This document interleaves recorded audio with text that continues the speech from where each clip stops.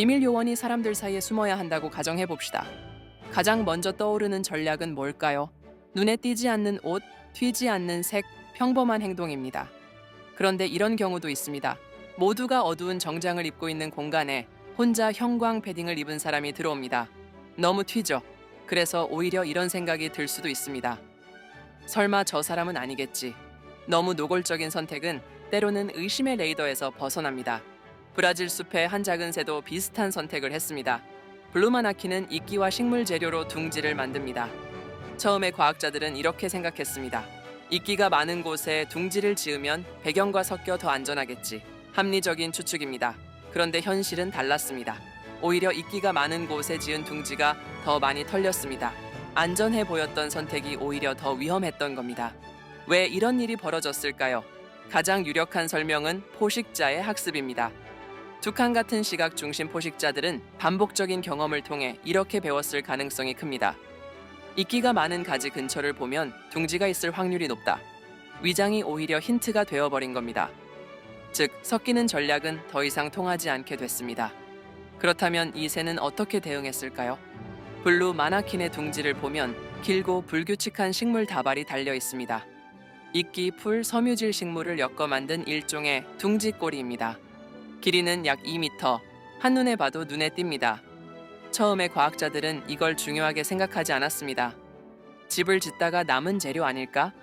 그냥 우연히 달린 구조겠지. 하지만 이 거대한 꼬리는 실수도 쓰레기도 아니었습니다. 오히려 블루 마나킨이 생존을 위해 던진 거대한 승부수였죠. 산카를루스 연방대학 연구팀은 한 가지 흥미로운 실험을 진행합니다.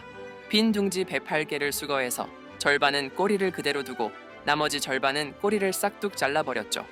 그리고 그 안에 찰흙으로 만든 가짜 알을 넣은 뒤 카메라를 설치했습니다. 결과는 어땠을까요?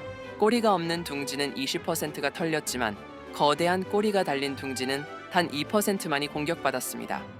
공격 확률이 무려 10배나 차이 난 겁니다. 이게 어떻게 된 일일까요? 분명 더 눈에 띄는데 말이죠. 비결은 바로 분할 위장이라는 고도의 시각 트릭입니다.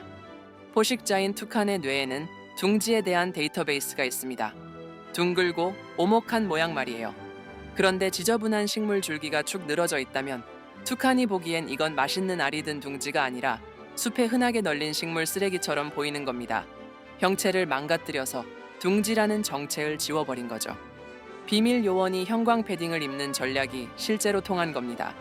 게다가 이 새들은 주로 계곡 위, 나뭇가지 끝에 집을 짓습니다. 뱀이나 도마뱀처럼 냄새로 사냥하는 포식자들을 피하기 위해서죠. 그러다가 공중 노출이 심해지니 시각 포식자인 새들에게 들키기 쉬워졌고 그 해결책으로 이 기괴하고 긴 꼬리를 진화시킨 겁니다. 물론 이 전략이 영원히 통할지는 아무도 모릅니다. 영리한 투칸들이 저 긴 꼬리 밑에 간식이 들어있네 라고 학습하기 시작하면 블루 마나키는 또 다른 기상천외한 전략을 짜내야겠죠. 어쩌면 완벽한 보안이란 정체를 꽁꽁 숨기는 것이 아니라 상대가 관심을 가지지 않을 가짜 정보를 던져 본질을 흐리는 것일지도 모릅니다. 무엇이 진짜인지 알 수 없게 만드는 이 기막힌 혼란의 기술. 자연은 때로 전공법보다 이토록 영리한 교란을 즐기기도 합니다. 여기까지 최신 사이언스지.